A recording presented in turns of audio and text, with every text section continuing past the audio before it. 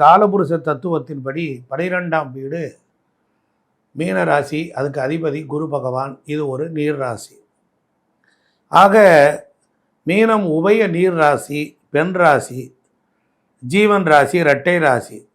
புண்ணிய நதிகள், நடுத்தர உயரம், அழகான முகம், பொறுமை, புத்தி கூர்மை, சுறுசுறுப்பு, தற்புகழ்ச்சியில் விருப்பம், ஈரல் வியாதி, பித்த சுவாபம், சிறந்த எழுத்தாளர்களாகவும் பேச்சாளர்களாகவும் ஜோதிடத்தில் நல்ல அறிவு ஆகிய குணங்கள் கொண்டவர்களாகவும் இருக்கக்கூடியது தான் 12ஆம் பாவமாகிய மீன ராசியின் காரகத்துவம்.